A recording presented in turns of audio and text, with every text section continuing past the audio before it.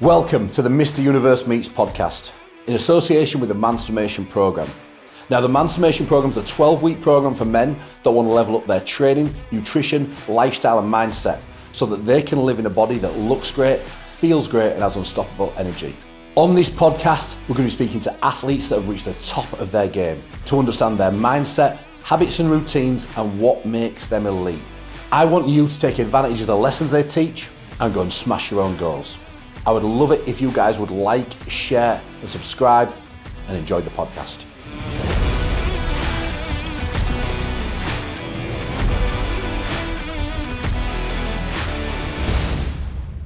So, John Hodgson, are you even a bodybuilder if you don't wear a tight white t-shirt to a podcast?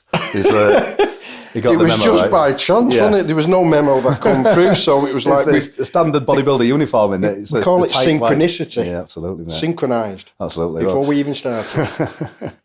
So I had known John for a couple of years. In fact, the last time that we seen each other, we were actually on stage together. It was doing the YMCA at a wedding. I was going to say, we said on stage together, YMCA, then, but I think if I was at a wedding, yes, we was doing that. Yeah, we was. Yeah. So I've never had the honour of being on a bodybuilding stage with you, but doing the YMCA pissed up at a wedding. Yes. I'll tick that box. Yeah, we did a tick the box that like most people didn't think existed with Mr. Hodgson getting bladdered. Yeah. But it was good fun. It was good fun. No, let's never speak of it again. No. So this is a pretty surreal moment for me. We've got John Hodgson on the podcast today. John he produced a DVD called Believe to Achieve. This was the very first bodybuilding DVD that I ever actually purchased. Oh, so well, yeah, it was a bit, yeah. Well, we're big into the CMP, the gyms that I was at. Yes. I worked for the House family, and obviously they were Paul and I worked for his dad. Yes. and his sister Julian and Brian. But obviously we stocked a lot of CMP and stuff like that. And obviously you were CMP at the time, and obviously this DVD came out, and I looked at the gym and thought I have to have that. So that was the very first bodybuilding DVD, first one of many that I ended up purchasing. So it is an honour to have you here, mate. I appreciate you coming all the way over to speak to us, mate. Obviously I wanted John on. One of the first names that I thought about, to be honest, when I thought about doing this podcast, because he is a no nonsense, no bullshit kind of guy. He's going to tell it as it is, whether you want to hear it or not. So it's going to be an interesting conversation. So let's start, John, with a little bit of an intro, mate. Give me a backstory, mate. You know, what made you start in bodybuilding? How did you kind of get started, pal? I think it's very similar to what a lot of people, how they got involved in it, especially back in the 80s, when I was a teenager at the time in the 80s. I was born in 1968, 53 now. But in the 80s, that's the time when these movies were coming on where, the people like Schwarzenegger, obviously, with Terminator and Rambo. Yeah. And looking at it and seeing that. And then obviously the magazines was our only port of call. So we didn't have social media. The internet didn't exist. Yeah. And so you're looking at the magazines and I'm thinking, bloody hell, how the hell do you look like that? And I'm thinking, wow. I always remember that this is a story. We were teenagers on the corner and I always remember the billboard. I'm from Manchester, and a place called Moston. My mum still lives in I'm in New Moston now, so I've moved up. Well, I was looking at this poster, and it's Rambo, and he's got the bandana on, he's holding this LMG, and he's like that, he's ripped. And I'm just like that going, wow. One of the lads who hung around with us called Roy Thickett, a funny lad. I don't see much of him, but he was always a joker. This minute, I'm looking at the picture, and I'm going, wow, to look like that. And then Roy comes up and goes, oh, Rambo, I love you. I want to bomb you. I just turned around and I said, fuck off, Roy. I said, no, look at that picture and tell me you wouldn't want to look like that. And he's like, and it was at that moment that the message that I wanted to become a muscular, I wanted to build this muscular physique was subconsciously planted. Because even to this day, I remember it like it was yesterday. Yeah. And so it was a combination of factors from the magazines, looking at Lee Haney. And I always remember seeing Gary Strydom in the magazine. And I'm thinking, bloody hell, how do you look like that? And I was due to compete against Gary Strydom at one of the Night of the Champions. And it was only through the last minute he pulled out that I never got to get stand on stage with him. Right. And I was just that 14-year-old kid looking at these guys thinking, wow, how do you do this? Yeah. And so, and I went to the local gym, which is just down the road. It was a council-run gym. I remember walking in there and just thinking, looking around and seeing guys training, whoa, oh my God, And literally 10 years later, they had a big, massive photograph of me on the wall. And I walked in once and they went, here he is, here's the champ. And it's like... surreal moments. It's surreal moments, and especially with the Rambo moment, because I was like, there was me at 14 thinking, wow, look like that. Going to pictures, see First Blood.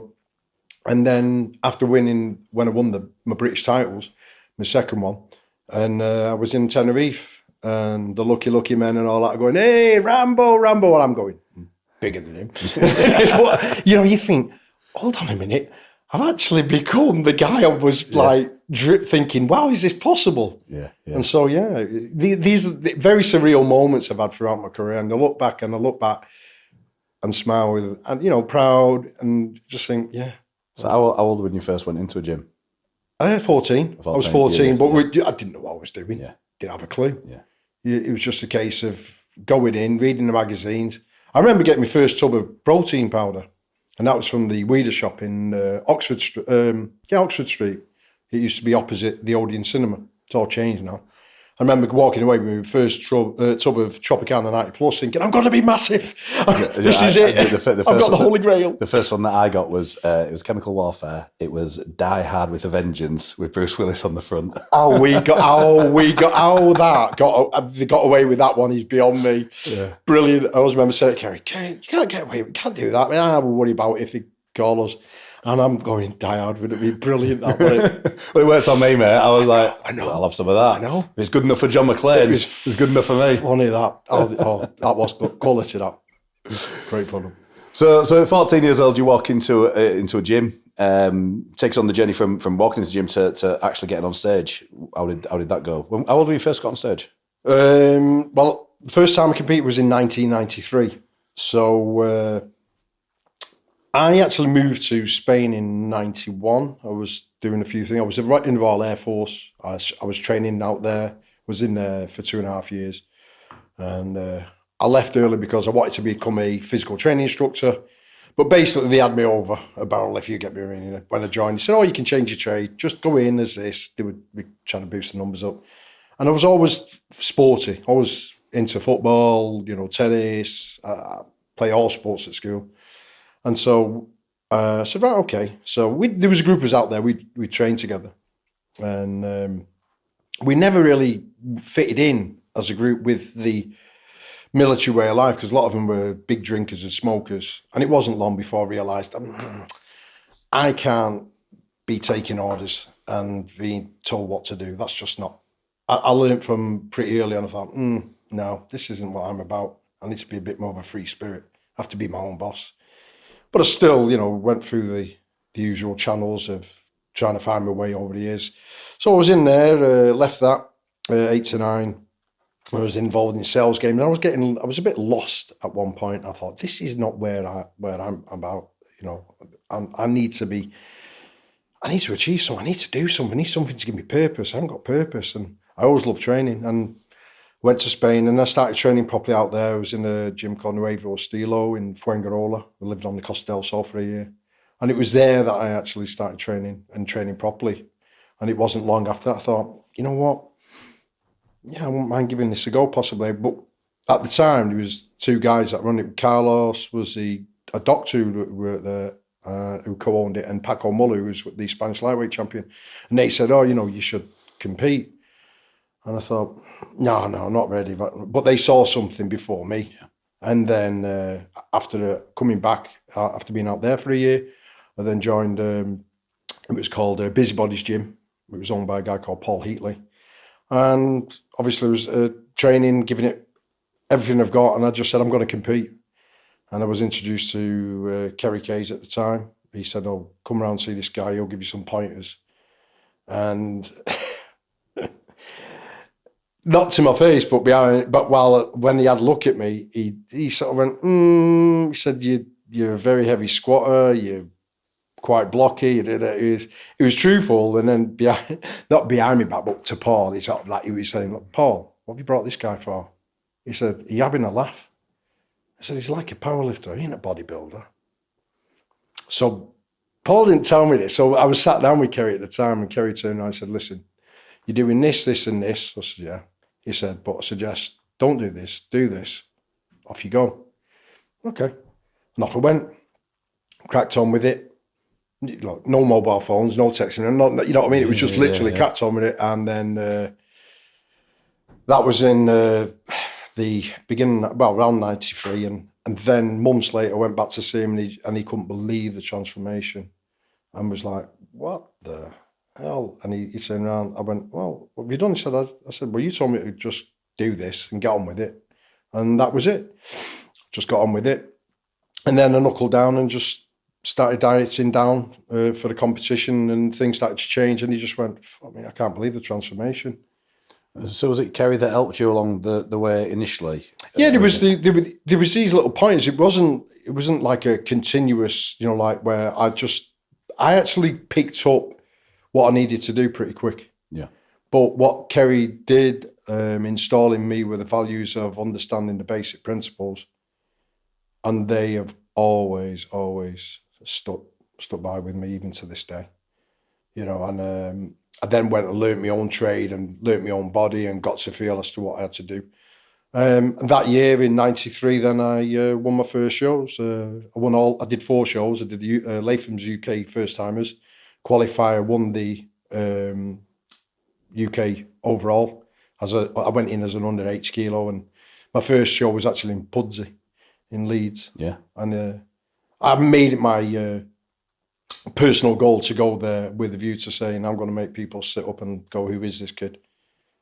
Call it arrogant, but it was a belief system I had, and hence why I had got my DVD, Believe to Achieve, because if you don't believe it, you ain't going to achieve it. Absolutely. So whether people say you're arrogant or you're this, that, and the other, no. It's a belief. It's about a belief system I have, and I will stand by that. I don't think you're arrogant if you can back it up. Oh, that's the thing. There's a difference, isn't there? It's like, if you think you're the big deal, it's about being big. You can believe in yourself, but it's how you convey that message as well. Yeah. That's the important thing. Yeah. So I went to the Pudgy show. I'll always remember it probably more than any other show that I did, and the crowd were actually. I heard that there was a lot of unhappy people because they said there's no way it was a first timer, so it was a compliment. Yeah. So and from that show I met some good friends who were from Leeds, and then later that year won the overall British first timers, not the British first timers, British intermediates.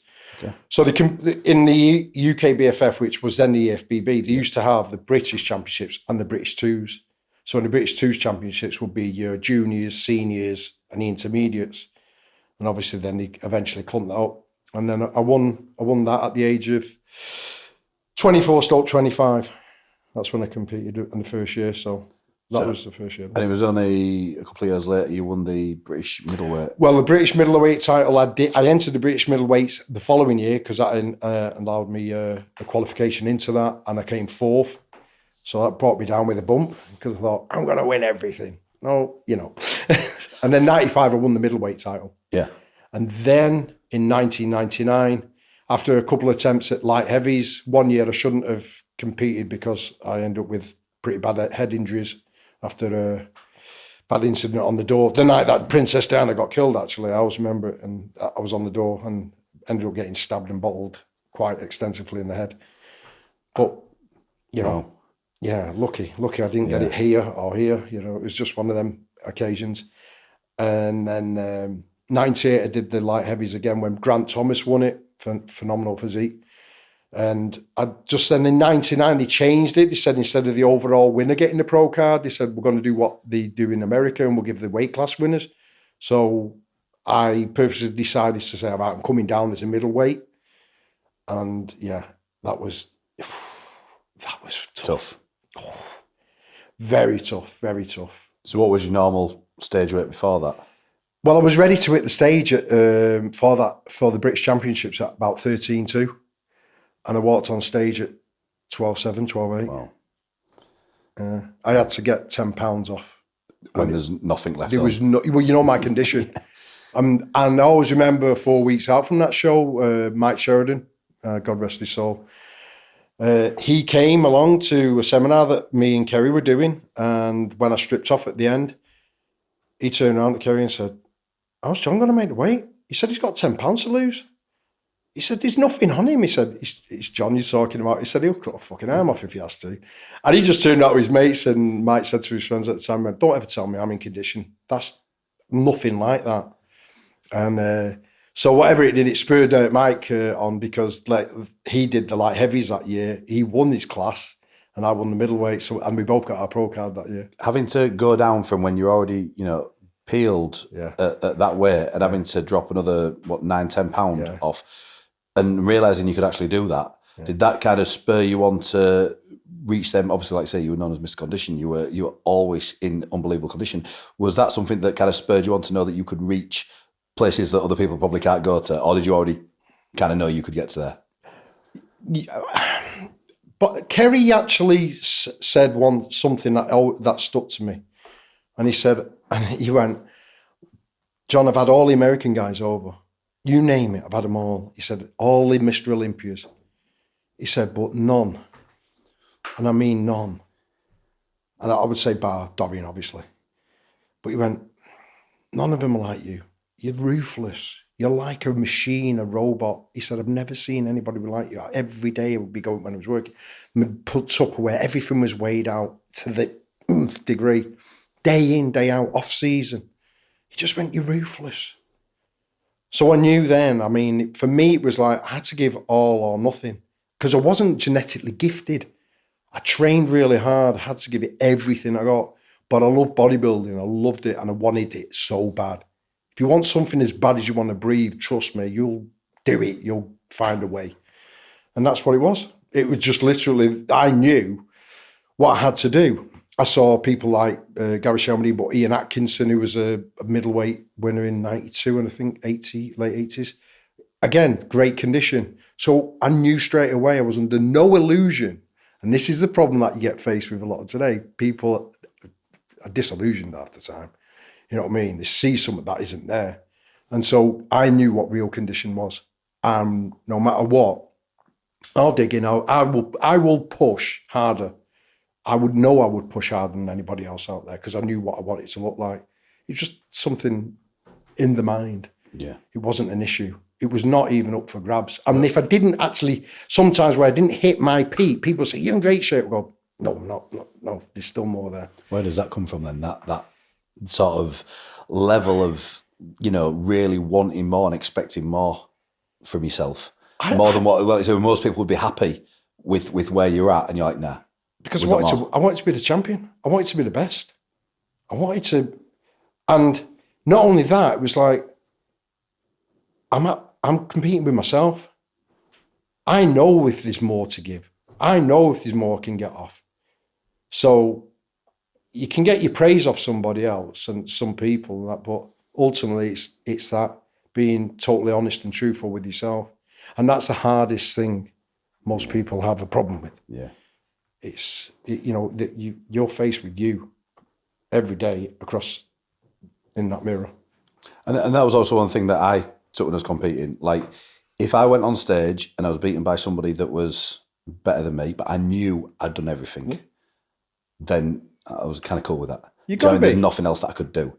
But if I knew I missed a session here, I ate something I shouldn't have done there, I skipped a cardio there, and that would just eat me up. I couldn't leave myself like that. No, and I always remember Justin House, and at the time Dave Parry used to be coming down to CMP, and Dave Parry brought Justin along to visit at the office. And at the time I was on the technical outline. I was, I've advised that many people. I was doing the advice for people, way before the internet existed, before social media existed, and I can't even begin to name how many people I must have helped. And that's what you did on the technical helpline. That's what that was. Yeah, technical helpline. Yeah, I mean, obviously did seminars all over Britain, done seminars in Iceland and Australia when I competed out there and stuff like that on nutrition and training. And so there's a background that a lot of the modern day lot don't even know happened, if you get my meaning. It's like, so I didn't know that. Yeah. I thought that technical helpline would have been about the products, or was it just advice on for everything? Okay. You know, if you were stuck or you weren't sure about training, nutrition or stuff, it was just simply there. Yeah, that's interesting. That's very forward thinking, because, like I say, at the time before really the internet and stuff like that, the internet was about, but you know, the very very early days, that a protein company actually implemented that to give people. I think that was one of the strong. Shall we say, positives of CMP and you know, it was chemical warfare, then CMP, and then Dorian Yates approved, and then it became CMP professional. You know, that's what made, apart from the products as well, that made the company extra special. Yeah. And it wasn't run by some numpties. You know, Scott Gledel had won the juniors and helped him. Well, I helped Scott in 2001 and Lee Powell. Scott wasn't too happy I was helping them both, but I had to, you know, it's part of the process. Yeah. And Lee won the light heavies and got his pro card, and Scott came second. So, you know, there was myself and Scott that manned the technical outline. So, you know, they were in good hands. People were in good hands. Yeah. So it was good, solid advice that people could like bring in and ask, not just about the products. Yeah, you know? Yeah, brilliant. So 99, when you came down, 99 you came down to the under 80s. Yeah. You won the class. Yeah. You won the pro card. Won the pro card. Pete Brown won the overall. Yeah. And then 2 weeks after that, I did the British Grand Prix, which was held in Manchester, the Apollo Theatre, on my home ground. And there I was, stood on stage. And people say to this day, that lineup was probably one of the best lineups of all time. You know, was this before the 202 class then? Was it straight into the open class? There was I think the 202 class came about in, might have been 2007 or 8 or something like that. Yeah, or not, you know, it was around that time, because I did the Olympia 202 in 2009. Yeah. Yeah. Yeah. So you got your pro card there, you still on stage with some absolute monsters. What was that experience like? It was amazing. And there I am, I'm like going, 2 weeks ago, I'm 12.5 stone. I managed to filled out a bit extra, couple of pounds. It was about 81, just under 81.5 kilos, about 12.10. And I'm stood there alongside, and there's a big picture on the wall, and I've got it in the gym now, but my brother took it with like the throwaway cameras. So it's a bit blurry, but it gives it that magical essence and feel to it. Yeah. And on there is Ronnie Coleman, Flex Wheeler, Kevin Lavarone, and Nazar El Sombati, and Marcus Roux. It's just an amazing lineup. And at the time, I saw my brother taking a picture, so I'm there posing, like, you know, it's like, it was brilliant. So yeah, I mean, from all of a sudden, I'm like literally in the mix of basically in the Mr. Olympia lineup. And it was like, wow, I've achieved a dream. Yeah. There were a lot of people that just didn't think I would do it. I heard certain people say things, and it just, well, that's great. Did that just motivate you more, or did you just kind of forget about it, don't care what they say? At the time when I hear it, I just go, oh, right, okay. It's like expecting to pour petrol on the fire and put it out. It just wouldn't work. It would just go, right, I'll save that one, bump. Yeah. Have a bit of that later on. Yeah, you've got to turn negatives into positives. Find a satisfaction in proving people wrong. If you don't have your haters, you're not doing something. You're doing something wrong. Yeah, absolutely, mate, absolutely. So going back to your initial mentors, you know, Kerry Kays, Dorian, both people that helped you out along the way. Yeah, I mean, it wasn't like my hand was held. You know, it's like not like a modern day guru. No. I don't want to get you started. No, we'll get to that in a minute. But my point is that these are people that had solid credentials. Yeah. Dorian, well, we don't even have to explain that. Exactly. Bloody hellfire. The greatest Mr. Olympia. I don't care whether people say Ronnie, no. Dorian for me all day long. And I'll explain that if you want me to, easily. You know, a man who literally, you know, you look at where he came from and what he achieved. It's not by at chance or accident. It's by intelligent design. So why do you think Dorian is the greatest? I saw a thing on social media before, and it put I think it was Dorian, Phil, Ronnie, Jay, and maybe it's Lee Haney, and people said, right, 5 Michelin Olympias, put them in order. Very few people put Dorian as number one. It was Ronnie or Phil. The majority were put in there. So why do you think Dorian was the? Well, because most of them would have been from America. Yeah. If you was to put Dorian at his best against Phil Eve, and Phil at his best was phenomenal. So I can understand. I'm not saying I'm right and they're wrong, because it's all about an opinion. It's a sport, yeah. And Phil is freaky, but what these people don't understand is, I mean, I stood on stage with them all, except Dorian, but I saw Dorian in the flesh. And when I say density and conditioning, it's crazy. And to touch, it was like touching steel. You just, when Dorian hit his back shots, he'd make Ronnie Coleman's back look, Ronnie Coleman's back was soft in comparison to Dorian's. You could not compare the two. You can't. You cannot. It's like in parts. Overall, Dorian looked as though he'd just been etched out of steel. It was something you had to see. The pictures didn't do it ever do him justice.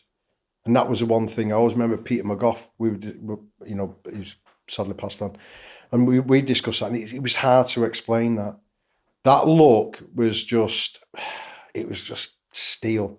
And I mean, I think Ronnie and Dorian, they got bigger, but I don't think as they got bigger, it became a better physique. I think for me, I preferred Dorian's look when he first won in 92 stroke 90 and then 93. For Ronnie, for me, I thought 98, 99 look was his best. He did get bigger, but he started to lose that flow and the lines. And again, if you've got a coach, and Chad Nichols was his coach, a good coach would have said, "You're not getting any better, mate. We need to pull you down." Yeah. Just my opinion. Yeah, yeah. But like I said, Dorian had everything from every angle. Well, you look at Dorian, okay, forget that. I know he had a bicep tear, but if you look, where was he really truly weak? He had calves that measured 22, 23 inches. Seriously? I mean, there was just nothing really on his physique that was missing. And I think his overall, his balance was something that never really got the praise it deserved. So Dorian's obviously very famous for his style of training. Yeah. Is that a style of training that you followed? Yeah, I did. Because let's say, like, obviously you've got people like Dorian that have this high intensity. You've got people like Milos, very volume, high, giant sets, that sort of thing. Both great physique, both, like Milos, what he's doing with, like, we look at Regan Grimes and stuff like that. Yeah. They're blowing up, right? Yep. Two polar opposites, really, in styles. Obviously, I can guess by your reaction there. No, you're going to prefer Dorian's style over the volume style all day long. Okay. I mean, why? Right, intensity builds density. And what did I say about Dorian's look? It was as though it had been carved out of steel. When I walked on stage and my look, what the people, rock hard as nails. And you look at the bodybuilders today, I use the term a lot, some of the times, is like a lot, it's been getting that, it's like that puffed up, blown up look. It sort of has that softer look to it. It's rounder, but it's like a bit soft. It's like, for me, when we were coming through, you wanted to see, like it's been chiseled out of stone, like a Greek statue. Yeah. That was the whole idea. You wanted to see the sinews and the detail in the muscle. And I always remember the question someone said to Dorian, said, "What do you think about Milos's training?" And Dorian said, "Well, if you want to look like Milos, train like Milos. If you want to look like me, you train like me." And it just made me giggle. Do you not feel that Milos's style still brings intensity? Or is it a different? I think it's more of it's not intense as such it's a higher volume. It's more of a case of an endurance, and you go until you're like, you might fall down a bit. But when you've got maximal weight, and you're pushing it to blood curdling failure plus that extra bit. Yeah. When you've got if you've got a lighter weight of say like squats on your back, and yeah, it's when you're doing a higher rep, like or whatever it is. But if you've got like, if you're doing say 500-600 pounds and you're still getting 10 to 12, and they're there, and the last sets are grueling, that's not a pain. That's a painful place to go. And a lot of people mentally getting as heavy as you can with, you know, that intensity.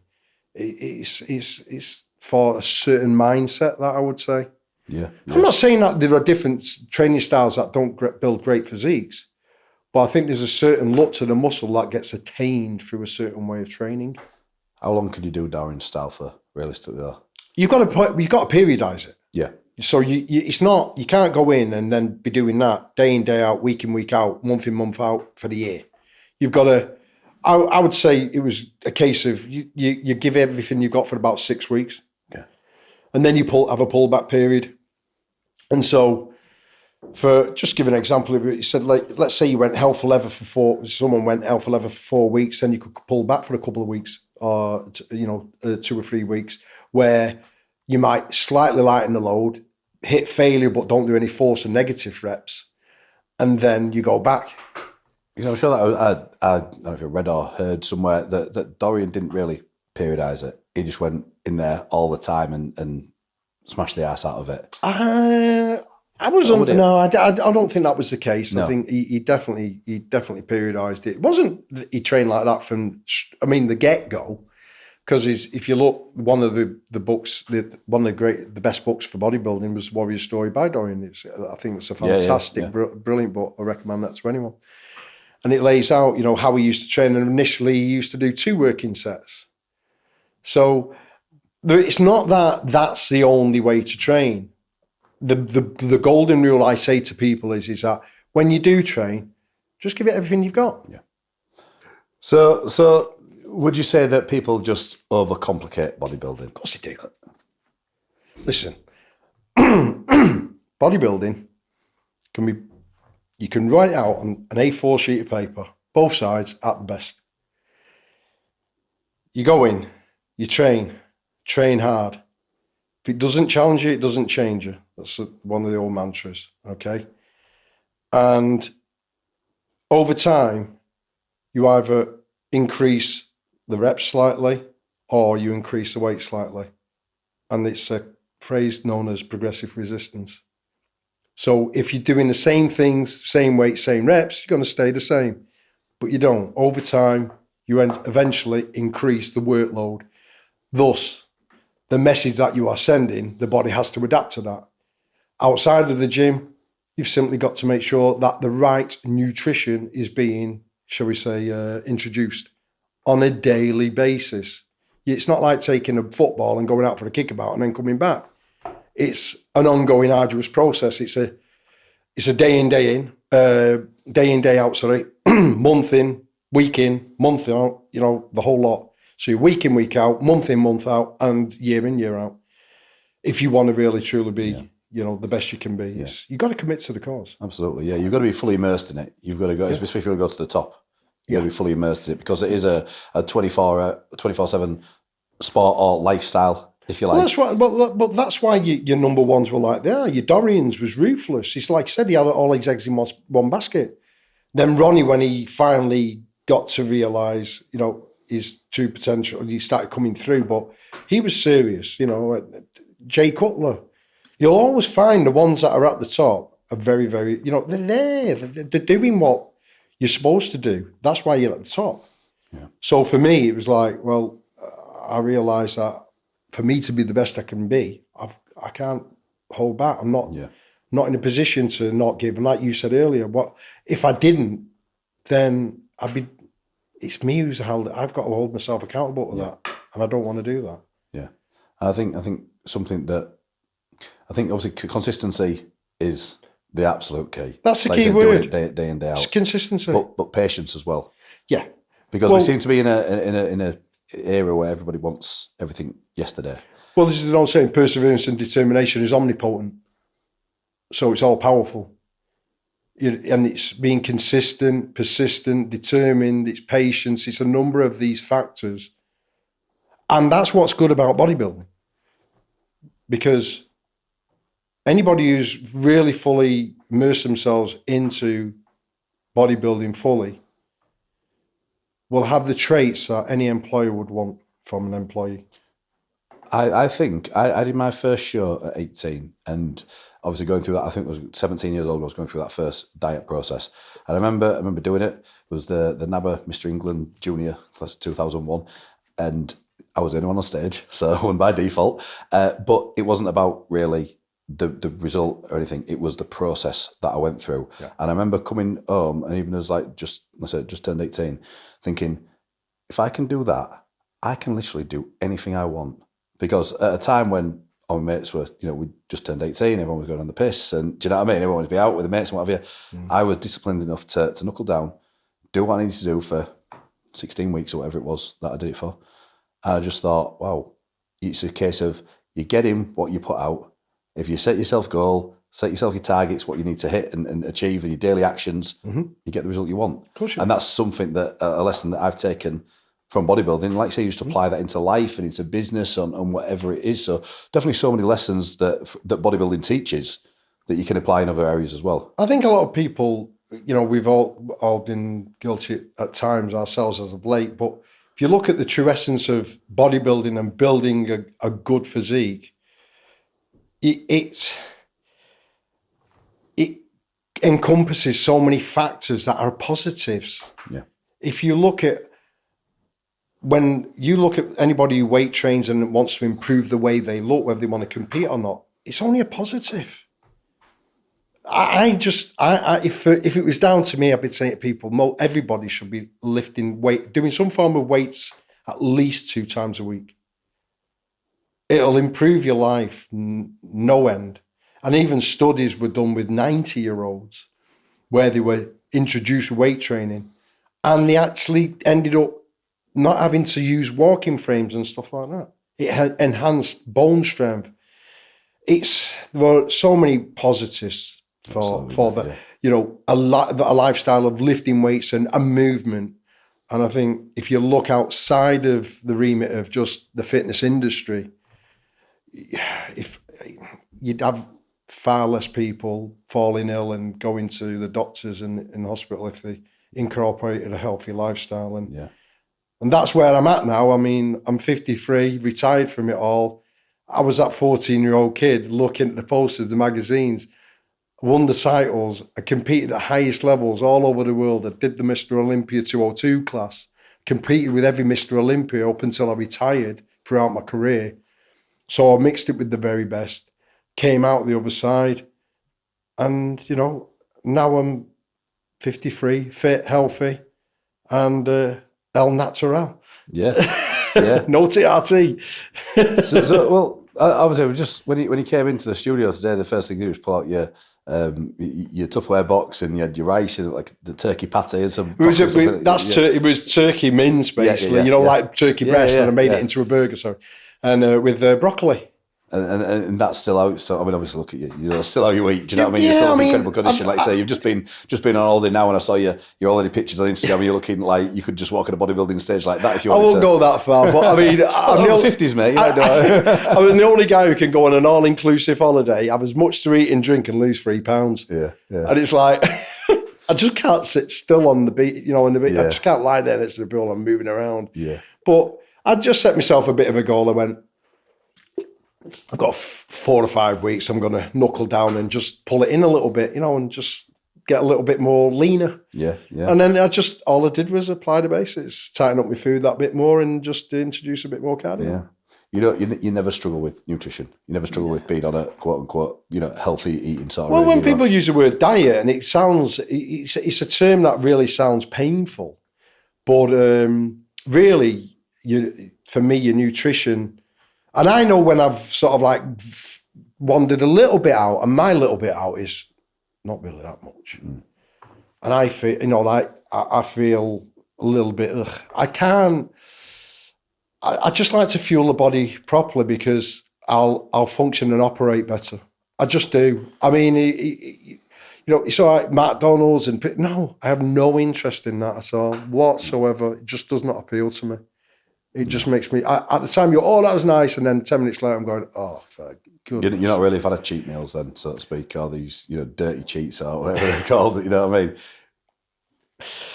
mean? Not really, no. No. I mean... Have you ever been? Or, what was the sort of thing like... I've had treats. Yeah, but like after a show, did you actually crave anything, or was it... I remember after doing the New York, the Night of the Champions, and it then became the New York Pro Show. After the pre-judging, I was sat in an ice cream parlour with about 10 lots of ice cream. Yeah. And someone went, "You're John Hodgson?" Yeah, like that. Judging's done now. I'm all right. And, at that stage, I could eat a horse and still be, because of the condition I'd be in, it didn't have no problems with me. Yeah. But I used to, when I was dieting for shows, you'd go, I'm going to cook myself this, I'm going to have that, I'm going to eat this, I'm going to do that. Never did. No. I think it's like you say, when you can't have it, you want it. As soon as the show's over, you're like, yeah. Things like that, things I used to crave after as it was something like beans on toast or bacon sandwiches, something that I'd never normally would have anyway.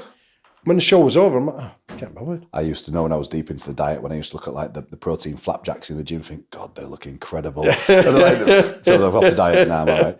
Yeah, well, that's it. It's crazy, isn't it? It's like you say, when you know you can't have it, you crave it. Absolutely, yeah. Yeah. So people that moan about the diets and moan about, the prep and stuff like that, what's your kind of take on that? Because like you said, it's something that a lot of people hate the process of doing the prep, but it's something that you actually embraced and actually loved. The reason why I loved it was because you're the artist. You're sculpting your physique.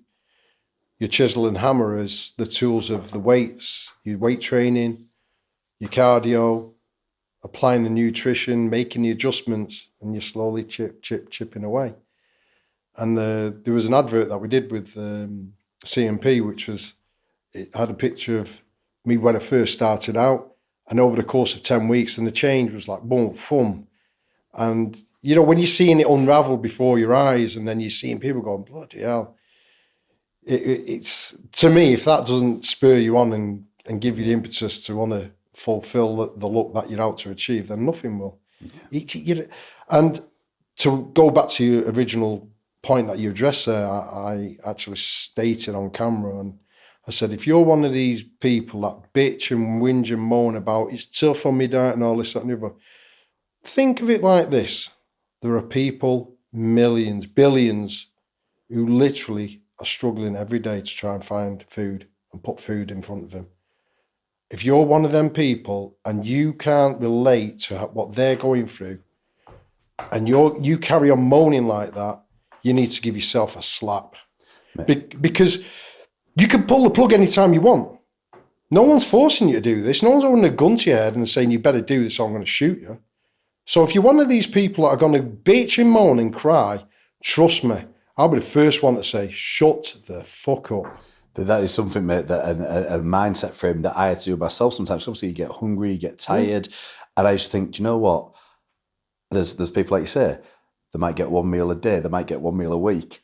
And here I am eating 6 high protein, highly nutritious meals a day, moaning that I'm hungry and that I'm starving and that I miss my pizza and all this. Like, it gives a little reality check sometimes. I think, do you know what? You're not fucking starving. No. Get your head down and get on. We have got it exceptionally well. And we do find ourselves, and I'm guilty of it, even probably in current process, and you still have to sort of like wake yourself up a bit, that we have got it bloody good. Compared to 100 years ago, 200 years ago, 300 years ago, and compared to a lot of people that are on this planet. Yeah. But, people are expectant of this, that, and the other, and think it's a God-given right that they should have this, that, and the other, and they can moan. I suppose it's the mentality of the West that people tend to like to moan. I remember when I was much younger, and I was on prep, and I was reading a book about a guy that got, I think he was an Aussie guy, and he'd been over to Thailand, he was smuggling drugs back to Australia. He got caught, got 12 years in a Bangkok prison, and like towards the end of it, he was literally surviving by eating bugs off the floor, but he survived. Yeah. And he got out, and I'm thinking, yeah, going to be all right with this 200 grams of turkey and fresh salad. So, Yeah, like, it's, and again, just that mindset, that mind frame shift a little bit. Do you know what I mean? So, because people get caught up in their own bullshit a little bit and they start telling themselves the stories, I'm starving, I'm this, I'm that, the other, The mind, has to be controlled. So, again, it's like with anything in life, isn't it? It's the old saying, if you let your emotions take control, then you've had it. You've lost. You've got to really reel it in. You've got to give yourself your head a wobble. Yeah. And sometimes it's tough because the noisiest place on the planet is your head. Mm. But you've got to step back and go, have I truly got this? Am I really, really unfortunate? Am I really, really struggling? No. There's no struggle when you have a choice and an option. Yeah. But it is, bodybuilding is as much a mental game as it is a physical game. Oh, it's all won and lost upstairs. Yeah. Because that gives in before the body does. Yeah. Why do you cheat? It's not because you physically, I'm so tired. No, because that gave in. Yeah. It's just about self-discipline and control. So how can people strengthen that? Because if they're weak-minded, I mean, like, but then you're in the wrong game. Yeah, yeah. There's an old saying: "The weak shall perish." And there was a mantra that I put out there: if you're going to do bodybuilding, when you actually go and do it to its absolute maximal level, we'll find out exactly what you are or are not made of. It'll find you out. Yeah.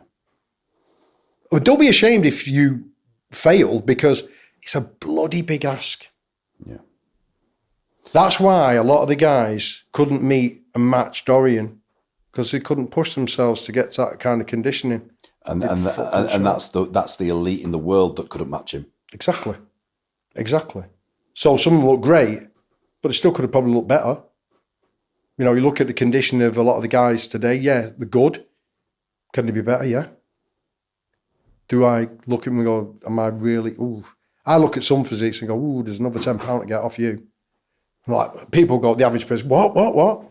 So, unless you know this game, you don't know what I'm on about. And it's like, they see a little bit. And I've had so many people over the years, especially when Kerry had his posing room and that, and myself, they go in and they come out with the tails between legs. They're thinking, I'm really ready. And it's like, no, got another £10. Got about £14 to get off. But that's something that I worked for a couple of coaches through the Ken Roscoe was the guy that really kind of helped me to get to that next level. But he was brutally honest, and that is what you need. You have to be. You're going to be stubborn on stage. If you're a woman, you're in a bikini, but forget that. But if you're a man, you're in a pair of bloody briefs, posing briefs, nothing else.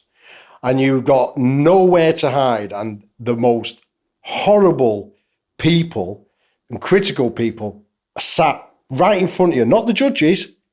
They've got to judge you, but the people behind. And they can be brutal. You know what I mean? No. And the thing is if you're in condition, you're going to stand out. You might not be the biggest, but believe you me, you will shine. When you're in that absolute pristine condition, of that hard, dry condition look, it stands out. Yeah. Paul George won the overall in 2003, I think it was, or something like that, or 2002, 3, 4, one of them. Anyway, and he won the middleweights, come up from lightweights and won the middleweights, and I think he was barely over, he wasn't even barely 12 stone. Yeah. There was a number of it. There's a spate where the middleweights actually won the overall. It was literally the year after I got my pro card. Mike King won it. Mark Harris won it. And then Paul George won it. James Llewellyn won it. Proves. Oh, look at Sean Clarida. We spoke about just before went before. And he's £182.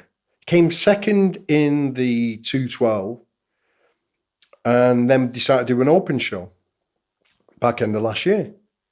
And a lot of people say, he might do okay, he might crack the top 6. I thought, Do you know what? If he comes in, he'll come in on money. There won't be any of the big guys that'll match that. And he went on and won it.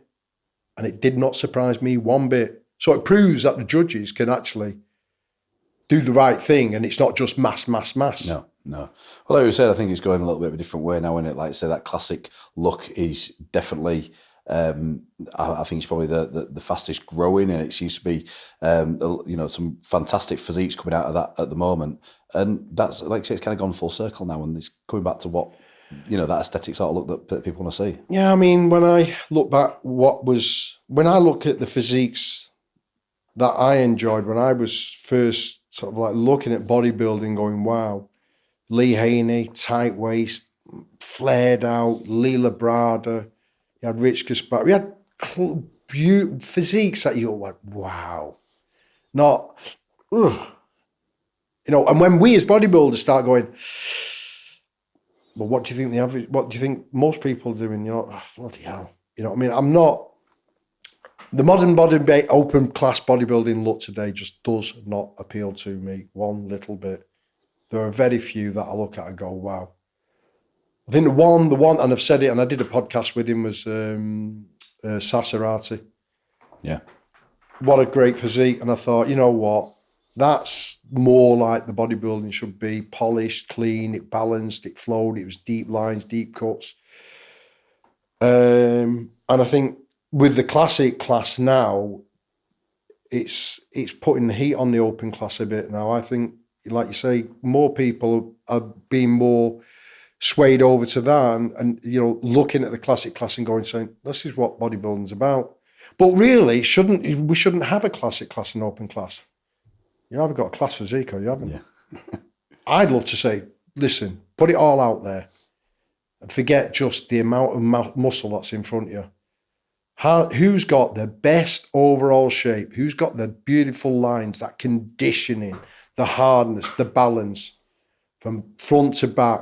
Is anyone missing cars? Boom, right, done, you're down. How can you win a Mr. Olympia without calves? Bond did. Yeah.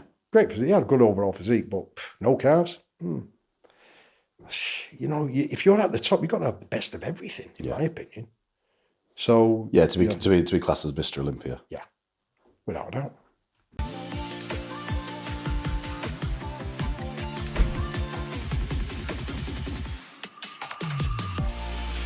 My name's Colin Wiseman. I'm on week 11 of the Transformation Programme with Stuart Garrington. Been tough, but it's the good type of tough that when you realise all your mistakes for the previous year of eating too much and drinking too much. I'd just say whatever your goals are, it gets you there. I set out with this as a 12-week programme, and like I say, I plateaued for 10 months, and within 3 weeks, I beat my expectations. I've had to have surgery during the programme, but we've not changed anything. We've just changed the programming slightly. It's been great all the way through it, so yeah, I'd recommend him 100%. It's one of these things, I think, if you give it a chance and have a bit of self-discipline, I'm into the 5th week now and I literally feel the best I have done in years, to be honest.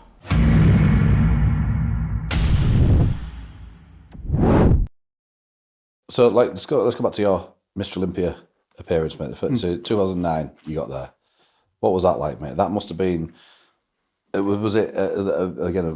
Probably another surreal moment on the journey of actually reaching the pinnacle. When you look back to that starting point, the poster and all that sort of stuff, and then here you are now at the essentially the equivalent of the World Cup final. Yeah, well, that's the thing, and this is what I used that term the other day actually in the gym, and that's what people don't realise. It was like being a professional footballer getting to the World Cup final. Never mind being a professional footballer, but how many footballers ever get to play in the World Cup final, so to speak? It was that. Okay, it wasn't the open class, so that could be a World Cup final, might be the World Cup semi-final, whatever you call it. It's still the same principle. The actual going over to Olympia was a little bit of a, I would say anticlimax in a way for me, because there was a lot going on business-wise. I had a business partner that was making things a little bit tough for the journey. Okay. And I told him afterwards, we had a few choice. I had a few choice words, should I say? I did.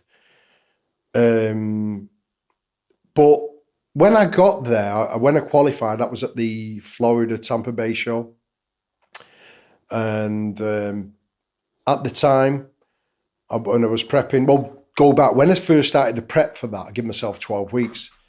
And it was my mate's stag do the weekend before I was going to start. So I went out to Barcelona, just totally got shedded and just went against the grain of what I did.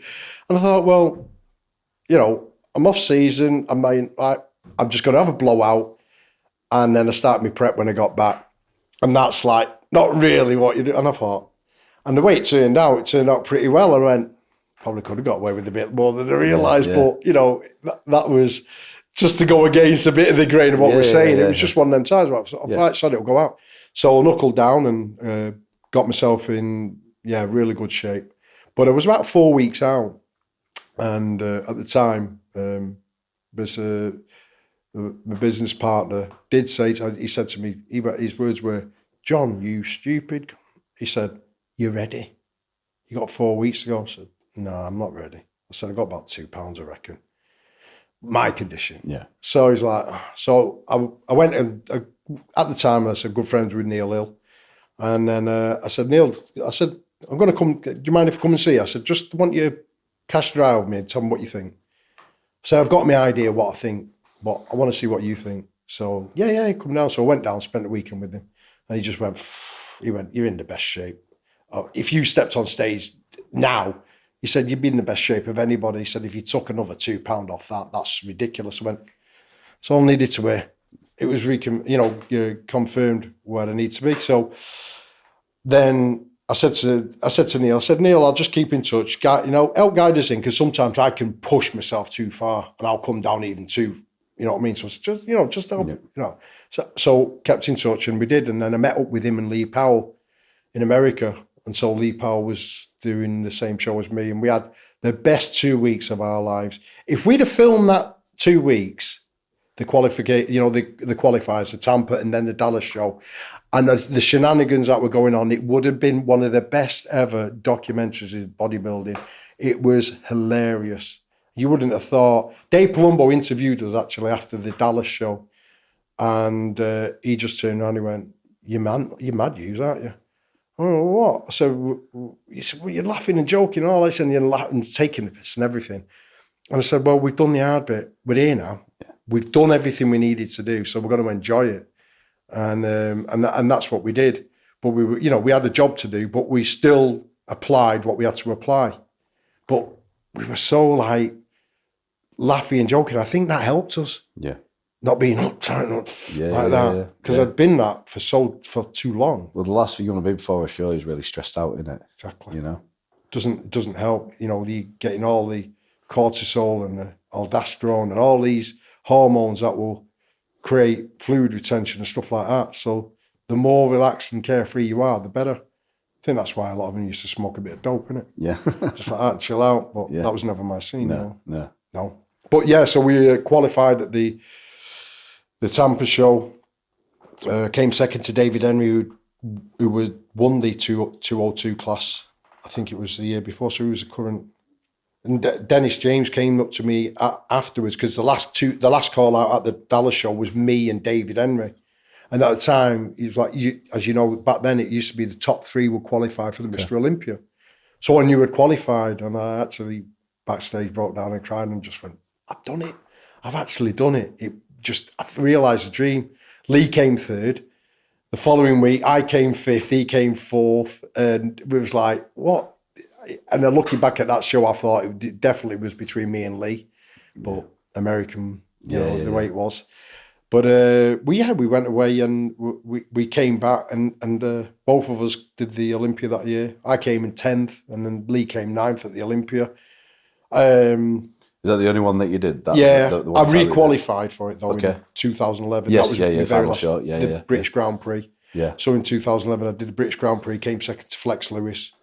Probably one of the biggest, I was on stage at bang on 202 pounds. I was there. I was in the audience that day, and like you pushed him all the way on that. That was some crazy atmosphere in there. And you know what? It was a brilliant show. The light, everything was great, and the feedback, the people, it was amazing. I didn't go in with the view to that show. Oh, I'm doing this get to Olympia.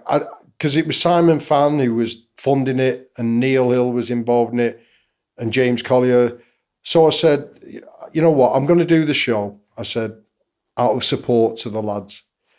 And, you know, there's a lot of effort gone into it. So I thought, it's the least I can do. I'm going to give it a whirl. I started my diet at 203 pounds. I walked on stage at 202.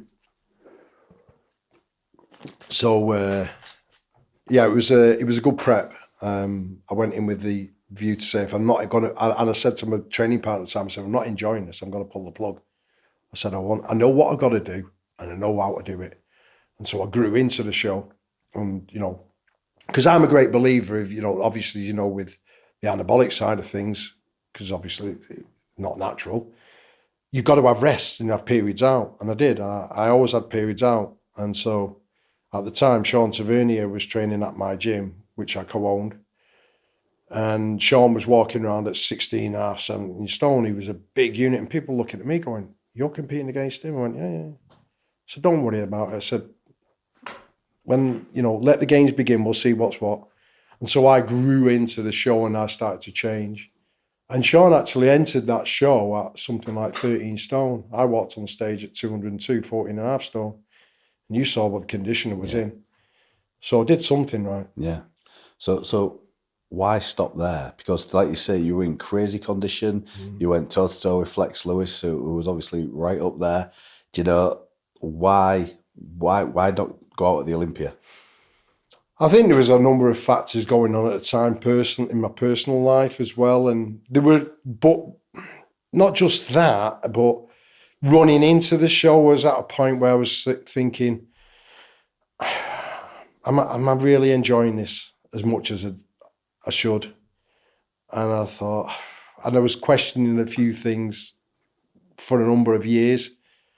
And then just afterwards, after the show and that, and everyone's like, oh, we're off to the Olympia, we're coming with you, and all like that.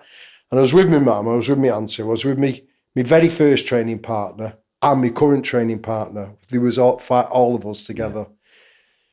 And I suppose it was very befitting, if you like, of the people who were around, because my very first training partner, I hadn't seen him for like 10 years when I qualified for the Olympia. But when I very first started training with him, I said, I'm going to win the Britain, I'm going to get my pro card, I'm going to get to Olympia. I said, and when I do, I'll take you with me. And I held that promise. And I said, when I qualified in 2000, I said, I rang him up and said, you're coming to Olympia. I can't afford it. I said, no, that wasn't the deal. The deal was, I said, I'm taking you. And I took him with me and we were there. So that was a special moment for me. Yeah. And then at the end, he was my very current training partner and my very first training partner, Gavin, was my current training partner. Gavin Maloney and Mike Codling was my very first training partner when I was competing. And so I walked away and I said, as we were walking away from there, I said, you know what? I think that's going to be it. I didn't know I was going to quit. I didn't go in the show saying, this is my last one. I had no idea. I knew I could get better. And I know it sounds daft, but there's an old saying in show business, leave them wanting more. And I thought, does it get any better than this? You know, Flex is won. Flex is going to be the man to beat. What do I have to prove to anybody? And I know I'm going to the Olympia, Mr. Olympia again, but no one was covering my expenses. No one covering the cost of it. I had to pay my own flights, my accommodation the first time round. The open class guys got everything. But we, as the 202 guys, were like, the underlings, you know, like, no, right. Don't matter. And you think the amount of money that was pumped into them shows, you think they'd cover it, but they didn't. It is what it is. So, and then I got a phone call off Alvin Small. And it was this phone call that prompted me to say, you know what, yeah, it's time to call it a day. He didn't ring up and say it was shit, by the way. No, it was the opposite. He rang me up and he just went, bloody hell. He said, John, I just wanted to say, wow. He said, I couldn't believe what I saw backstage because he did the open class. Yeah. He said, and I saw you pumped up and I just went, and I ran out and got Harold Marilia. He went, Harold, you've got to come and see John Hodgson. it'll blow your mind. I've never seen him like this. Is the best I've ever seen him. He said, you know what John's like? And then when he saw me, he said, honestly, you looked incredible. And I just went, yeah, that'll do. Bit like that. What was it? That'll do, pig. That'll do. And it was that moment, and it was just then, and then I realised, going out on top, on your terms. and I went going out on my terms with people singing my praises. I thought, yeah, that'll do me. And that's how it did. That's how it ended. Yeah. So how did the kind of retirement mindset? How did you deal with that? Because when you go from being so focused in bodybuilding, like, you know, every 2 hours or every 3 hours, where's my next meal coming from? What am I doing here? What am I doing? Do you know what I mean? Or did nothing really change for you in that sense? Nothing didn't change really as such. Other than I then chose not to use anything. You know what I mean? I had to clear out, and I had a lot of people saying that, oh, you'll be back using the gear and all this, that, and the other in no time. You know, I said, no, I won't. So it took me 10 months to 12 months to get my bloods into the normal parameters. And, you know, which is, for a lot of guys, how many people have come out and the other side and don't, you know, they used to, you'll find that they're on TRT. Yeah. Or they'll be back on because they feel like, and I just laid firm, but I was still training and I was still eating right. And nothing really changed other than the fact that, you know, it was, I'm not going to compete again. You still have that drive to get better every day though, because like let's say that I did a show, whether I won or whether I lost, I'd be like, right, next time I'm going to be even better. And that would drive me on to really reach new levels every time. Without that show to kind of think about, it was very hard to kind of reach the sort of levels that I was at before when it comes to that sort of really loving my training and really focused on my nutrition. I think you're in a period of limbo, if I'm being honest with you. If you look at a lot of top sportsmen, boxers, you know, when you're out there fighting in amongst the crowds and all that, I think mentally there is a difficult period. Yeah, it is hard. It is hard, and especially if you've thrown into the mix, you know, like anabolics, and then when you come off, your body's low. It's tough. Yeah, very tough. It was a tough year, and I'm not saying there were times where it wasn't easy, but I'm a stubborn son of a bitch. But I can understand why people who might not be quite as tough in that will struggle. Yeah, and just. But yeah, it's true. How do you go from that being so driven to want to be? I'm going to be better, because obviously all it was constantly, right, I've got to be better next time, and you're training to improve. And you've took that out of the equation, and you're thinking, now what's my purpose? Yeah. And so, yeah, there was a little bit of sort of self-discovery, I suppose.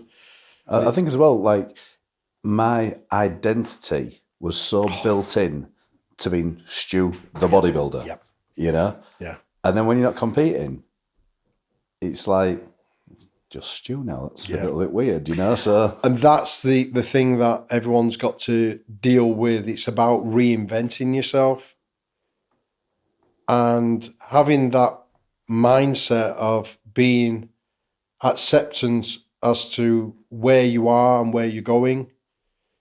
It's time to hang up the Batman suit. you know, you built that, but you ain't going to keep it the same way. And that's the thing that it's all about acceptance. Yeah. But look back, and you've got to look back with pride, and you're going to get these people where, I had it, people out to me, oh, you've lost loads of weight. So, well, yeah, I don't compete anymore. So I just train to stay fit and healthy. So it's all about rediscovery and finding yourself and understanding that what you did, you look back with a smile, but look at where you want to go. And you know, hopefully you should be, if you've been in the game, you want to look after yourself still and still train. Doesn't mean you have to give it up, because what is bodybuilding fundamentally anyway? It's about maintaining a strong, healthy body. Yeah. you know, the extreme ends of bodybuilding will go, oh, well, is it really about health? Well, we understand that. And that's where the sad part is now today, is because people are accepting of the fact that, well, it's not a healthy sport, so we're going to do crazy stuff. And so we find the industry, especially open bodybuilding, it's like the stuff that's going on out there now, it's just unbelievable. Yeah. And the advice and things that people are recommending and being told what to do is stupid. Yeah, there's some boundaries getting pushed. And some. Yeah. Unnecessarily. It's like the blind leading the blind in my eyes. Yeah, yeah. You spoke then about the blood work that you got. Well, sure. Is regular blood work something you got all the way through? To be honest with you, not as regular as I should have done. Yeah. But there's no excuse today, because you got a lot of companies out there that do that. And I think it's very important that people get the bloods done. And especially if you're certainly over, you could say 40, especially 50. Because hormones play a massive part as to how you feel and operate. And there's no reason why, you know, you shouldn't keep on top of that. Yeah. And especially if you're, you know, like wanting to sort of improve your health, older guys, you know, you might have hormone imbalances that need to be addressed.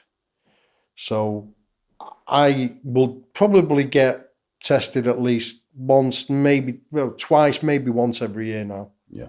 You know what I mean? But it wasn't really something that we really had. No, because to go to the doctors, I didn't want to know. No, exactly. And like you say, you've got these home test kits and stuff like that. You can just go get your blood taken, pop out in the post, and you get an email with all the results through and advice. And, you know, it's fantastic. Do you know what I mean? Brilliant. Yeah, absolutely brilliant. And like you said, it just wasn't really about back when, you know, I suppose like the early 2000s and stuff like this. Didn't have it. No. We didn't. So obviously, and especially more so today as well. But then a lot of the times would it stop people if the bloods were out? You know what it's like? Yeah. Oh, I'm still going to carry on. Yeah. And it's like, yeah, but you're driving and you see this, you're going to crash in a minute. Yeah. But at least it's bringing a level of self-awareness instead of just completely shut us on and just ignoring it and just waiting for something bad to happen. So, well, that's it. I mean, if you do that, then you deserve everything that's going to come your way. Absolutely, yeah. You know, so, yeah. Yeah. No, cool, mate, cool. So, yeah, so now, obviously, we touched on before, you know, you are 53 now, still in incredible shape. What does a regular diet look like for you? So I know obviously, like we've touched on there, not that much different probably to when you actually at the moment. What's it? At the moment, I can tell you, I weigh out my oats still. I have scales and I like to weigh bits of my food out, not all. So I'll get, I got the sort of like fine oats there. So weigh out 100 grams of that, cook that up in a pan with water, slice a banana up, put in a little bit of sucralose in there to add a bit of sweetness. Just mix that up. I then have 4 whole eggs fried in a little bit of butter. And that's my breakfast. Might have a cup of coffee with it. And then I'll have 2 rice meals. So I'll weigh out 160 grams of rice, which gives me just under 60 grams of carbs per meal. And then I get 400, I have 400 grams of turkey mince that I divide into 2. And so I have that, each turkey burger that I make with the rice, and with that I'll have some broccoli, or it could be salad, whatever, anyway, to go with it. And I always mix cayenne pepper. I've always been a cayenne pepper user as a rule. So it's a nice little thermogenic aid that I've used since way back. And after a workout, it could be, then it'll be a protein drink, some fruit, maybe 1 banana. Sometimes it might be 2 or 3 pieces of fruit, depends on how I feel. And then at night time, it could be, again, I like, one of the dishes I like is Thai noodles, or Vietnamese noodles, the rice noodles, thick ones. And then I put that, mix that up with stock and throw in some fish or some seafood with a bit of garlic and all that. And then that might be it. Or I could have a protein drink after that before I go to bed. It's just clean, healthy stuff. Yeah. 7 days a week. The odd treat here and there. Well, I was away in, I was out in, Wales with my daughter on Sunday. We stopped off and had fish and chips. So I had fish and chips, and then we went for an ice cream. But pretty much, yeah. I mean, that's it. By eating healthily, and you know, obviously, I can add in some. If I want steak, I'll have steak. I put a bit of avocado oil on one of my meals, some meals. You know what I mean? It's nothing extravagant or extreme. It's just basic healthy food. Yeah. So, what is the biggest lesson from bodybuilding that you can carry on into everyday life?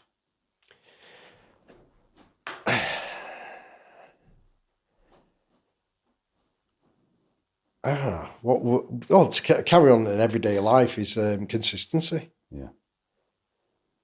You know, and to persevere, and you know, it's like say persevering determination in whatever it is, whether it be business, because then you've still got to keep going on in life and business, and there are things that I'm working on that now. Obviously, I'm about to get involved with the coaching side of things because I've stepped back from it for a while. I just fell out of love with a lot of the bodybuilding and pulled myself back. And I'd seen all these people move forward, but that's why I'm now I'm getting together my website built for John Hodgson coaching. But the mentoring side of things it's not just about bodybuilding, but it's about helping people, you know, whether male or female, but especially as being men, helping men improve their lifestyles. Yeah. Whether they're, you know, even whether you're someone who's just starting in the game and want to train, or you're older and you've lost your way, or you feel like you're overweight and you just think, crikey, what am I doing? Yeah. You know, I feel like crap. So again, bodybuilding is it's not about giving, it's about being persistent. Don't give up, just keep going. Yeah. You might be down sometimes, but you'll find a way. Yeah. And I think that's what bodybuilding's, taught me. And Kerry actually said that about me. When I was married and my marriage failed and I split up, he went, "You'll be fine." He says, you're too resilient. You're too resilient, John. Bodybuilding, if anything that bodybuilding's made you is one resilient motherfucker. And I think that's the thing. Yeah. It's resilience. I think that's a great word. When it just came to my mind and I realised that it's that never say no, never say die attitude.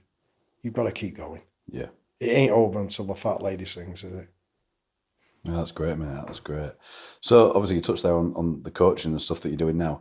That's something that you're launching fairly soon? Yeah. The website's been taking a bit longer than expected, but I'm going to be touching base with the guy who's doing it. But again, it's something that I've stepped back, and I just see so many people out there who have become these PTs, coaches, and gurus, and it's just become a joke. Yeah, it really has. I mean, I've said it many times, but it's like the blind leading the blind. People who've literally got no right to be giving out advice, especially in the bodybuilding capacity as well. Especially when it comes to things like pharmacology, it's ridiculous. Some of the things I'm seeing and hearing, it's just horrific. It really is. People who've literally just done one show, or even a handful of shows. Come on. Yeah. Or you've done a 12-week PT course. You've paid whatever, 2-3 grand. Really? What experience have you got? You can't beat experience. No. Have you? Well, why would you go to someone who's not achieved what you want to achieve yourself? I just don't get it. This is exactly what I say with obviously like my transformation program. Yeah. Obviously with what I've done in bodybuilding, I've built muscle at a high level. I've burned fat at a high level, and now obviously we want to try and condense that down for the regular bloke to be able to put that into his everyday life. And so obviously you're going to be helping regular people as well, but it's regular people, but you're going to help people that people who are not want to be bodybuilders. Yeah. So, but would you have a passion for taking people on and coaching them through the bodybuilding process, or is that not really something that you'd be? I will do, but I won't suffer fools. And I find, and I'll be brutally blunt, I think bodybuilders, as being one, have been there, but bodybuilders can be very selfish. They can be bloody hard work, and they can be tight. Yeah. I ain't going to be cheap, me. I'm, you know, look, I value what I achieved. I value the person that I am. I'm not here to just offer my wares, you know, for next to nothing. You know, if I was looking to, like say, invest in a coach or someone that had been there, you would be the sort of bloke that I would want in my corner, mate. Because, like you say, that no nonsense, no bullshit approach. There's gonna be no smoke getting blown up my ass. You're gonna get told how it is, and at the end of that, you're gonna get a hell of a result of it. Well, and that's the key, isn't it? You got to have someone you can put trust. You know, you put your trust in, and you know that person is going to be brutally honest with you. Yeah. There's no other point, no point in being any other way for me. You know, you just can't. And you know, I look at a lot of people. They take on clients just for the sake of it. I've actually had people contact me, and I've said, send me some pictures, and they've gone, no, you're not ready. And they've not gone, oh, thanks for that. They've just gone, blanked you, you know what I mean? Yeah. Or, you know, it won't be a case of taking everybody. No, I'm not interested in that. You've got to be somewhere where if you're going to want to compete, then it might be a case of, well, you need to sort out your off season, because you get people say, I want to compete and I want to get ready for a show. Whoop you do. But you've got a lot of work. You need to build up in certain areas. So again, it's being honest with people as well. You know, absolutely, it's not just about grabbing and just taking. Yeah, yeah. So that's on the bodybuilding side of things. Yeah. But you know, where the everyday person who's, like you say, who's unhealthy or they're overweight, and it's not just about being sort of like there for them to change them physically, but you've got to be able to get into the mindset and help them pick them up mentally as 100%. Well. 100%. The big part of my program, mate, is the mindset side of things. Yeah. This is why I wanted to start this podcast, really, to kind of speak to you high level guys in obviously different areas and different sports, because unlocking that mindset, and like we said about bodybuilding, which is essentially muscle building and burning fat, it's a lot to do with the mental side of it. Of course it is. It's all mental. I had this conversation in the car with my daughter, and she's heavily into her music and all that, and I ended up going into a rant with her. No, like not at her, but about like I'm saying. And she started filming it, and it was like, I'm not fucking. So no one's gonna save you. It's you who's got to make the choice. Every day we make choice. You're the one who decides where you're gonna go, which direction you're gonna take. Ultimately, the decision lies with you, and making them right choices. Are you gonna take the action? And a lot of people are waiting for the perfect moment. You're in the perfect moment. No. All you've ever got is the here and now. And we're all guilty of it. We're all guilty of where we've procrastinated. And bloody hell, boy, have I procrastinated on some things at times. And it's like, you know, but you've got to take responsibility for that. And you've got to be brutally honest with yourself and give your head a wobble and tell yourself off. No one's coming to save you. You're only going to save yourself. And that saving yourself could be making the right choice of attaching yourself to the right person to send you into a positive, the direction of a positive direction. Yeah. That's the key. Absolutely, mate. You know, and unfortunately in the fitness industry, there's a lot of noise out there. Yeah. People have to really choose. Yeah, cut through the bullshit and see, you know, what's real and what's going to actually get you a result. Yeah, and also choose wisely, you know. If they haven't been there and done it well, stay clear. Yeah. Just because they're cheap, you know what I mean? You go like that, yeah. Cheap for a reason. Yeah, absolutely, absolutely. So you've got the gym as well? I used to own a gym in Rochdale called Evolution. Yeah. Sold out of that in 2014. Then I got involved in a gym where it's just around the corner called Hollywood. It's Hollywood Gym, but it's Hollywood Muscle and Fitness now. And it's a really cracking, like old school, but done up little gym. It's a proper gym. You go in and lift weights. Gets a bit warm at the moment. Yeah. We don't have air conditioning. No. Fully old school. But it's good. Yeah. It's got everything in there. Fantastic. Yeah, it really is. It's good. Got a good group of members in there. But again, there's only one or two guys who want to compete. Yeah. It's not full of bodybuilders. No, well, do you know what? I mean, mine aren't either. Do you know what I mean? Like you say, a handful. We have a couple of guys that do powerlifting, a couple that do bodybuilding, different sports, but the majority is made up of just regular folk wanting to get in shape, and that's how I like it. To be honest. Yeah, of course, and to go back with for myself and that from a coaching point of view as well. One thing I do say to people, what you got to remember with me is I'm going to tell you what you need to hear, not what you want to hear. And a lot of people out there, especially with the social media, it's all about likes and tell me how wonderful I am. And I look at half the stuff that people are posting, and you're just going, oh, give it a rest. Or no, don't post a picture like that. No. But unfortunately, that's the way it is. And if you've got to put myself out there. But a good bodybuilder can cover it up and say, come with the day, come with the man. Mate, well, it's an essential bit of gym kit now is the tripod. Don't you?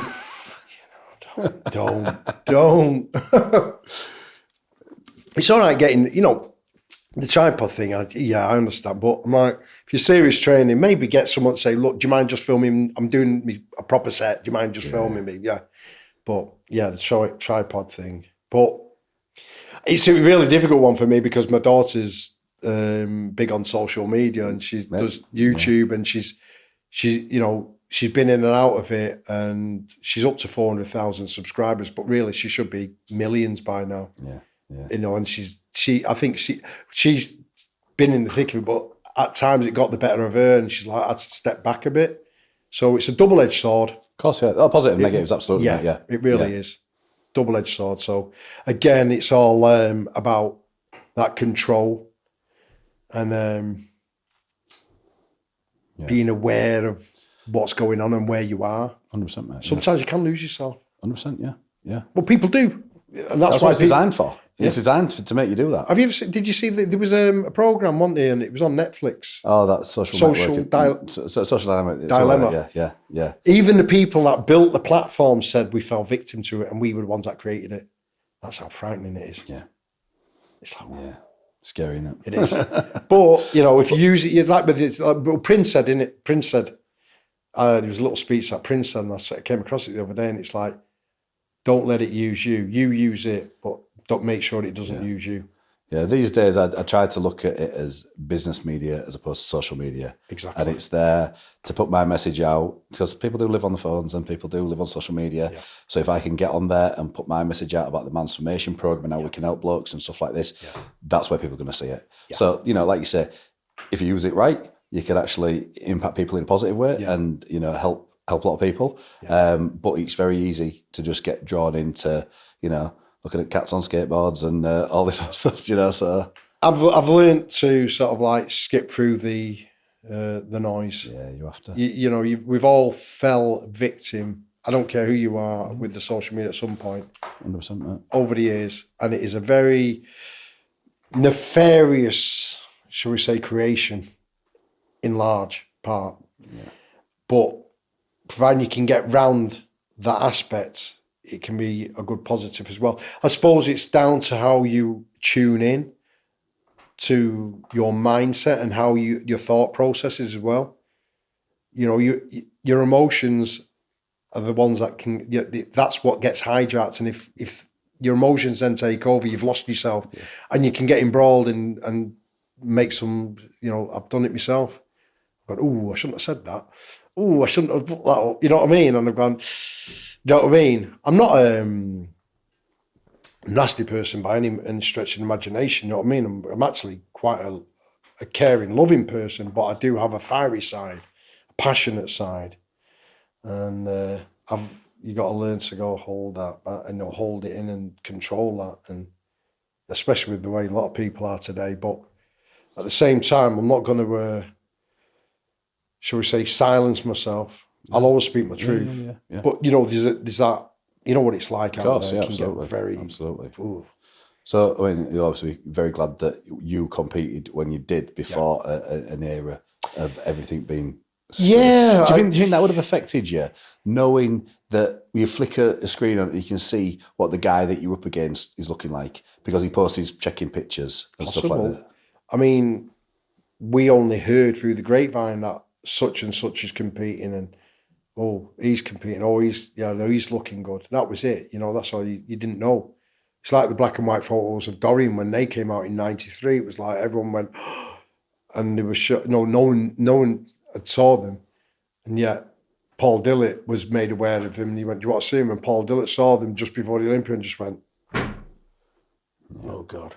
Do you know what I mean? So it's very easy to say, "Oh, I've done this, I've done that."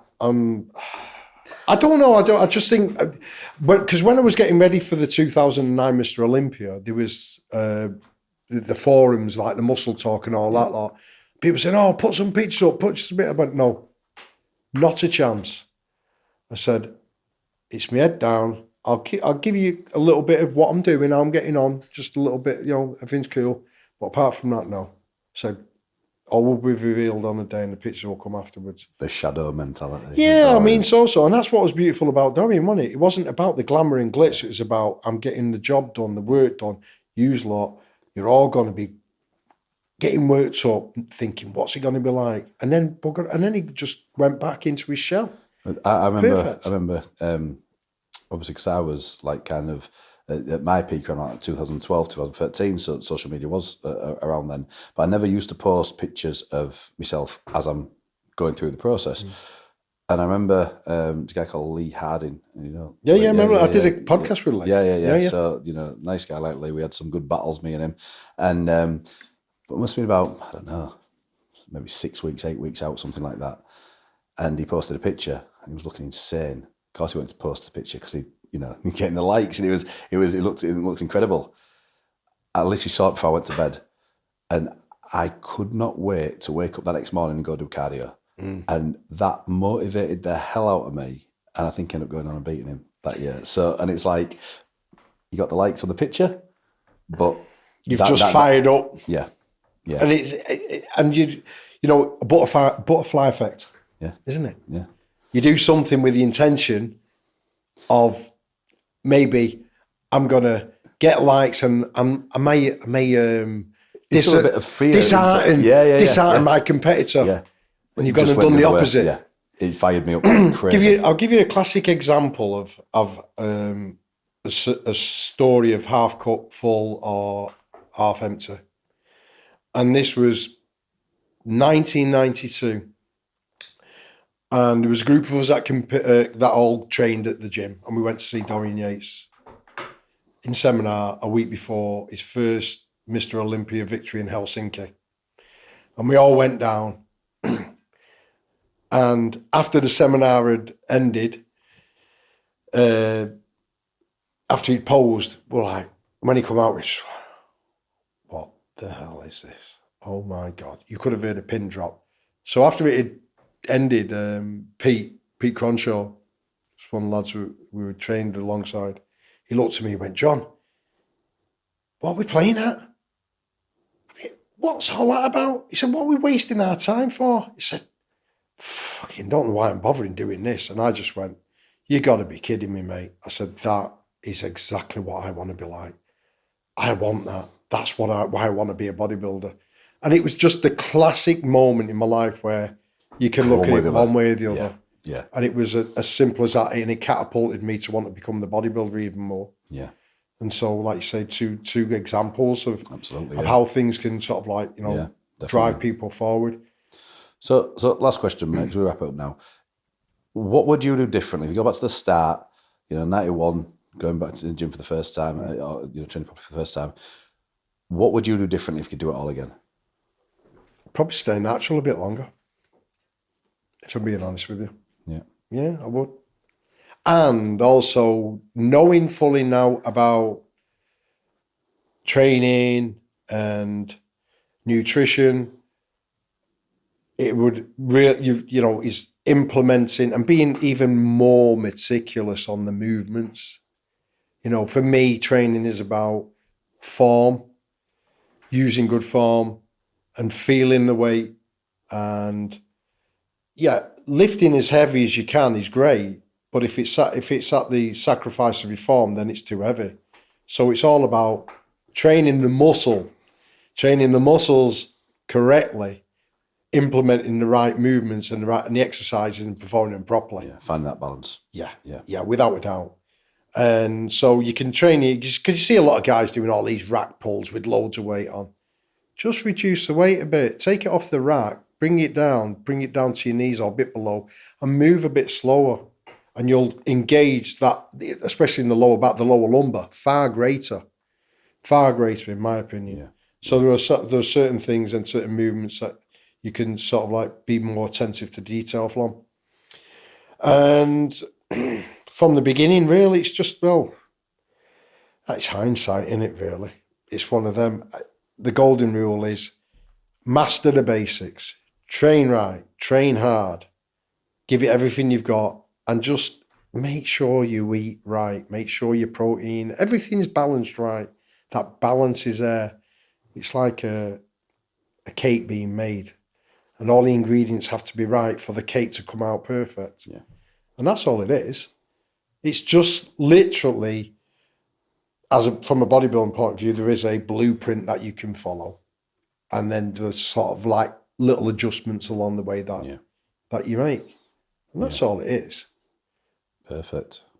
That seems like the perfect Having cake. place to end it on, pal. Look, John, mate, thank you so much, mate, for coming over and doing that. Like you say, when I started doing this, you were one of the first names on my list that I wanted to get on, because I knew, one, you like to talk. You do all the talking for me. I can go on and on and on, you know. It's keeping it real and keeping it truthful. And that's what I wanted, mate. That is what I wanted. And I think that there's going to be people that are going to benefit massively from hearing, you know, your spin on things and like you say, keeping it real and keeping it truthful. Don't complicate it. Yeah. People want to complicate it, and especially in the world today, you know, bullshit baffles brains, you know, and it's like Einstein said, if you can't explain it simply, in simple terms, you don't understand it. Yeah. So the golden rule is, remember, basics will never fail. It might be a bit boring, but by God, it gets the job done. Yeah, absolutely. Cheers, buddy. Thank you so much, John. Cheers, mate. Thanks so much for listening. Please remember to like, share and subscribe. And if you need any more information on the Transformation Programme, just hit the link below.